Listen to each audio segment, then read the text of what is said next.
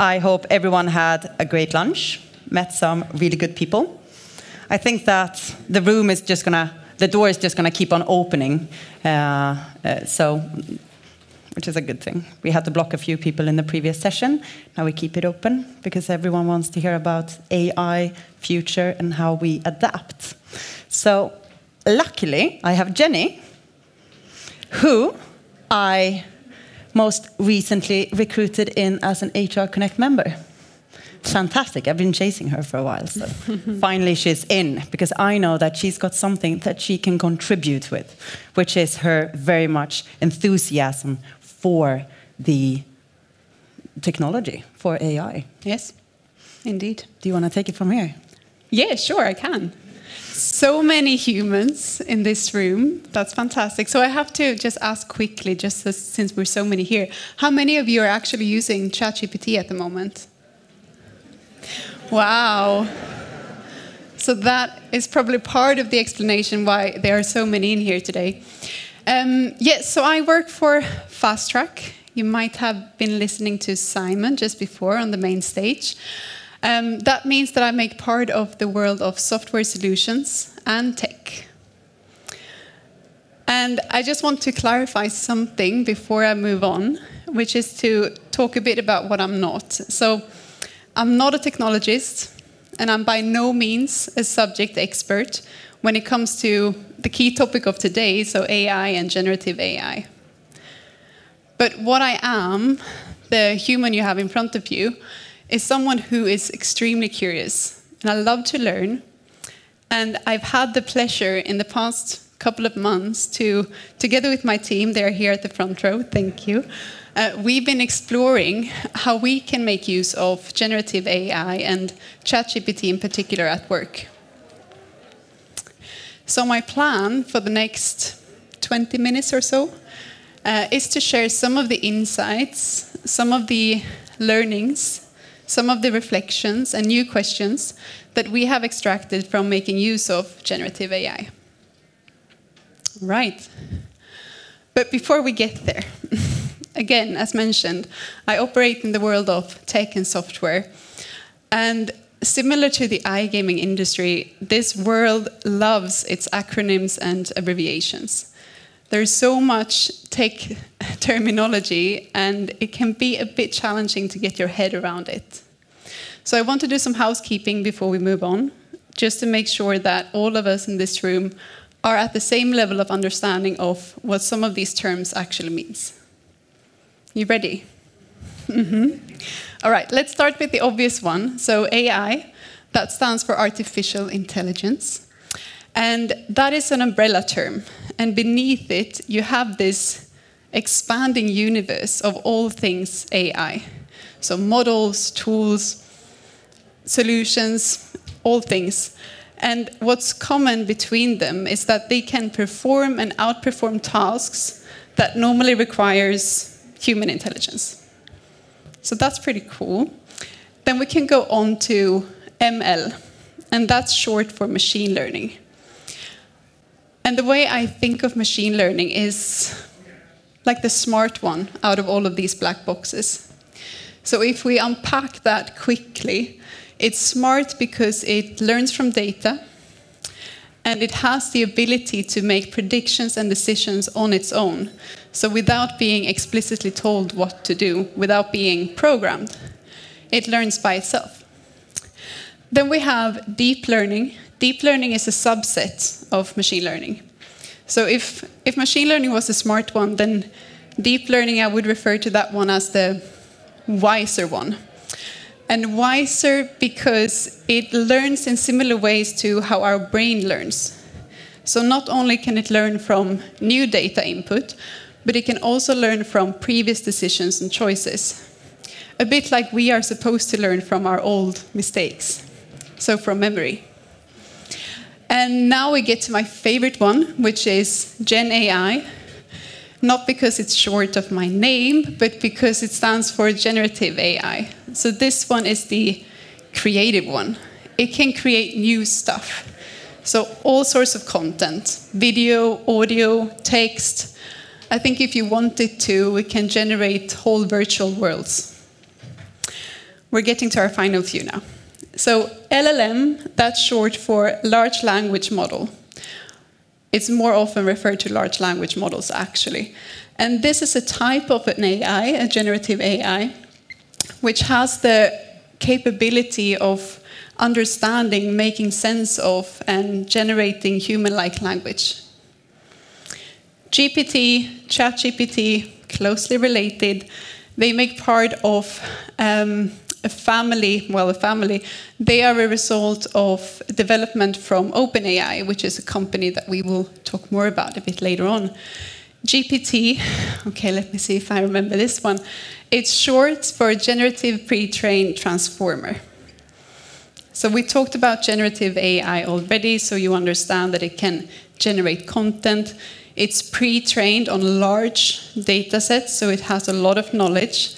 It's an LLM, so it specializes in language, human-like language. So it's extremely capable of generating human-like language. ChatGPT is more or less a chatbot that has been built upon the GPT model. So it's designed to have very fruitful and engaging conversations with us. So that's a lot of black boxes that we just unpacked.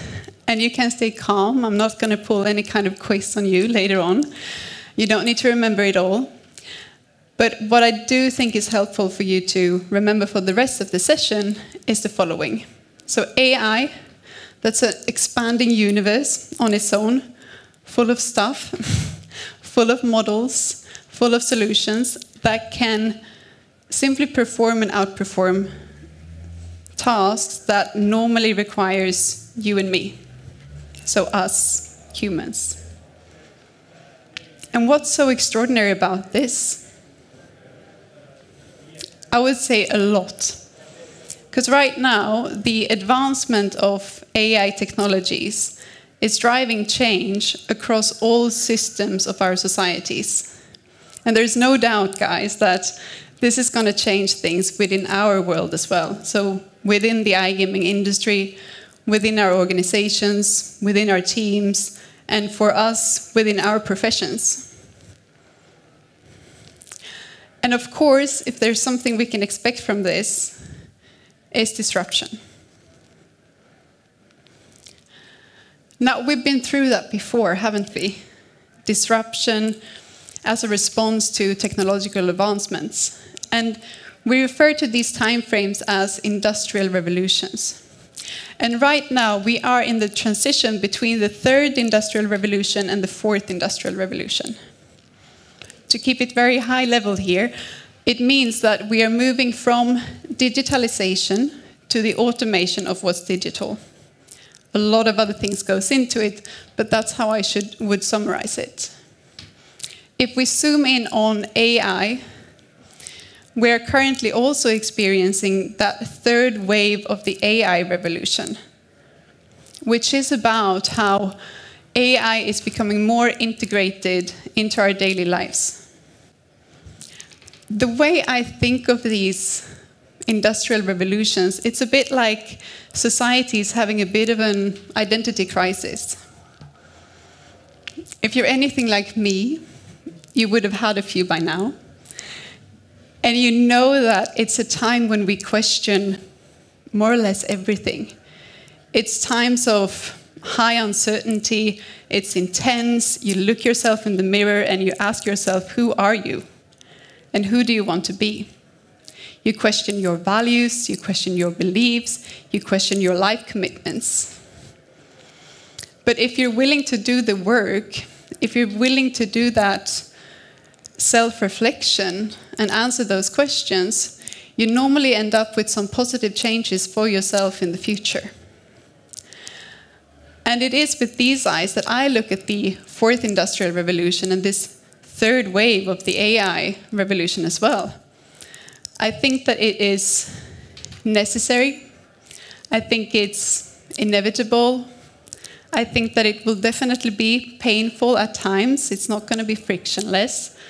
But I do think that we have a lot to win by moving together with these changes rather than resisting them. And I don't know about you, but I wasn't really feeling that I was surfing on that third wave of AI until earlier this year when, generative AI became the hottest of topics.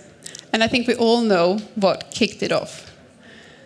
So of course, it was the launch by OpenAI of ChatGPT.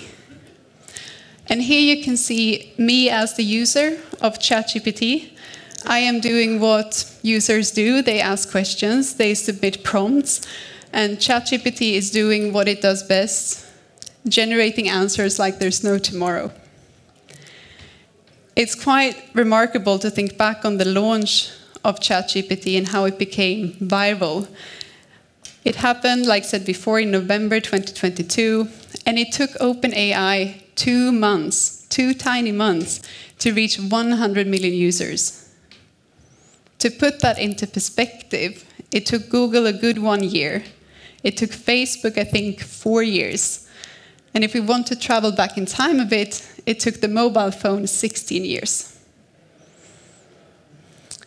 It's also interesting to reflect upon some of the observations that we made when it comes to the use cases of making use of ChatGPT at work. There was a survey done in February by Fishbowl, where they asked 11,000 professional workers in the States if they were making use of ChatGPT. And at the time, so February earlier this year, 43% of that population were already making use of it. And we did a quick poll before, right? And we can see maybe 80% of the room was making use of it. That's something. And I think that for us in HR, as we continue to make use of ChatGPT and other types of generative AI as a resource, we are faced with this huge opportunity to solve the problem that we all love, which is, of course, to bring out the best of our people, so to truly unlock human potential. So I wanted to get a better understanding of the adoption of ChatGPT within our industry, and more specifically within HR teams. So I reached out to 2 of my favorite networks currently within the industry, so HR Connect and also Women in Gaming. And I did a quick poll. This was 2 weeks ago. And I do need to highlight that it's a very small data sample, so it doesn't speak for the entire industry nor for all HR teams. But I do think it gives us a good indication of the current appetite for making use of these types of technologies. So we can see here that at the time, 2 weeks ago, 90% of HR Connect were making use of it, and about 84% within the network of Women in Gaming. We can also see that we like making use of it. It's quite fun, it's engaging. And we are definitely making use of it for work, but also outside of work. Much has already been said about ChatGPT, so I will settle with something short. I do think that in the future, when we look back at 2022 and 2023, the launch of ChatGPT and how it became viral, I think it's going to be thought of as the game changer of how human tech interact with each other.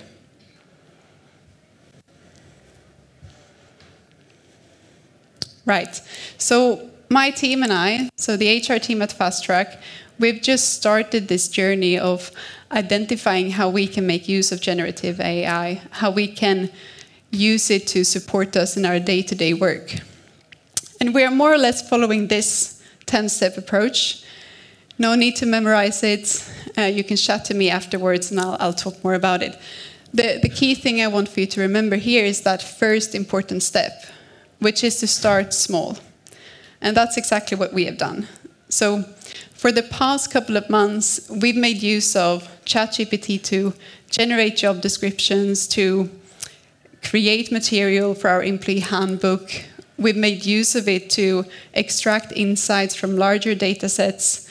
And we've also made use of it when we have faced creative blockers. It's great at generating ideas. And I think that I can speak for the whole team.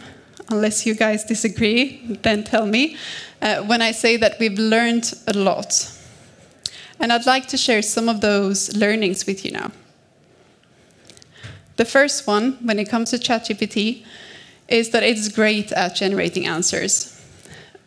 But the quality of those answers are only as good as the quality of the user, so the input of the user.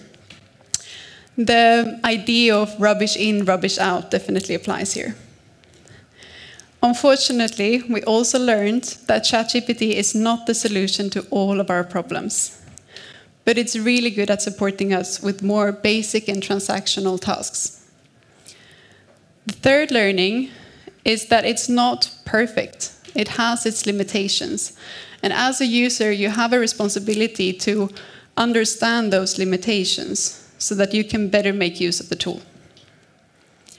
The final and fourth learning, which I think is the most powerful one, is the fact that generative AI, like ChatGPT, has such an opportunity to offload work from us so that we can get more time to focus on the work that truly matters, to focus on the work that can unlock human potential. And top voices within HR tech, such as Josh Persine and David Green, they are in agreement that the landscape of HR tasks is going to change and shift dramatically in the next couple of years. And they mean that the tasks, from the more basic tasks of Tier 1 to the more strategic and systemic tasks of Tier 4, is going to change completely. And that will mean that the way that we look at ourselves as HR professionals is going to change too. And this is probably true for more professions than just HR. So no one really knows what this landscape of the future of work will actually look like, right? Which leaves us with our imagination. And our imagination has a tendency to paint all sorts of extreme scenarios. And I do think that there is a better way to approach these changes than perhaps this one.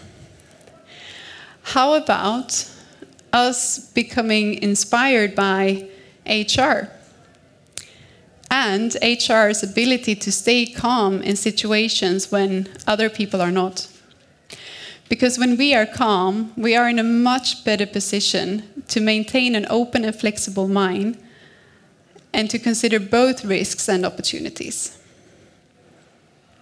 Now, having said that, I have a tiny confession to make, which is that I have a bit of an optimism bias.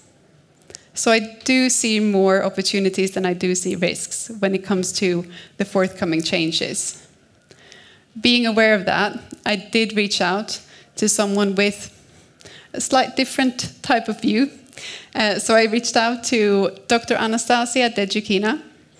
She is the founder of a network called Consciously Digital. It's a network of digital well-being coaches. She has done a couple of TED Talks. She wrote a book about what it's like to live without your cell phone. She's also an important voice, I would say, when it comes to digital and privacy rights. So I spoke to her and I asked her, what do you think I should be concerned of? And she had a good list, and I'm going to highlight a couple of her key concerns. The first one being that she is concerned that organizations right now, leaders, HR teams, businesses, are being too focused on the advancement of tech at the cost of their employees, so they forget about the importance of developing their employees. So this is related to this larger debate about the importance of upskilling our teams for the future. The second concern she holds is more of an observation when she is meeting with the HR teams. She is seeing that we are still not assuming responsibility for the tech that our teams are making use of at work. She was quite vocal about this one, and I'll get back to that soon. Anastasia is far from the only one being concerned. if we go back to the survey that I did with HR Connect and Women in Gaming, we can see their top concerns here with regards to the usage of ChatGPT. We are concerned about inaccuracies. We're concerned about data, privacy, and security rights. We also see the risk of decreased human-to-human interaction as we increase our interaction with tech. Anastasia is someone with good opinions and a strong voice, and she's not someone that will present a problem without a solution, which I greatly respect. So she did come up with a couple of advice for us. The following. So the first one being that HR professionals should make digital well-being and human-tech interaction part of their agendas. She also advises to upskill, so to improve our digital and analytical skills. And I would probably also highlight the importance of refreshing our skills when it comes to data laws. The third advice she holds is to right now not over-rely on AI when it comes to decision-making. Okay, so we've just went through a lot of information to process. We've talked about the fact that artificial intelligence is an expanding universe that will drive changes across our societies. Our industries, our jobs are not exempt from this. We know that there are risks and opportunities. So what do we do with all this? Should we sit and wait? Hope for the best? Maybe. I don't know. But I do think that we have a lot to win by simply going out and meeting with AI, by inviting it to our organizations and our teams and look at it as a resource and see how we can best utilize it to make things better. All right, that sounds great, but where does one start? Again, this is an expanding universe full of stuff. Where do I start? It can feel a bit intimidating, right? The good thing is that when you don't know where to start, when you feel lost, when you don't know what to do, you always have the opportunity to ask for help. I do this all the time at Fast Track. If I wouldn't have an agenda. I need their feedback from our teams. I need their support, their guidance, their ideas, their insights. And I did ask this very question to our CTO, Patrick, and to Jonathan, one of our brilliant software engineers. So I asked them, where do I start? As an HR person, where do I start in all this? And fantastic as they are, they developed a readiness test for HR so that we can identify our starting point and also a couple of action points to move us forward. And this readiness test is behind this QR code for anyone curious. It's free. We don't store your data. We're not going to do anything about it. It's simply for you. It's 10 questions short. I think it will take you maybe 2 or 3 minutes to complete, and you will receive a short, sweet report stating your readiness level currently. So I'm going to wrap up my session with this QR code and maybe some final words. All right, so my final words would be, don't be afraid of the changes that are coming. Be kind to your future selves and your future organizations and teams by simply adopting generative AI and other AI solutions sooner rather than adapting to it later. Thank you for your attention.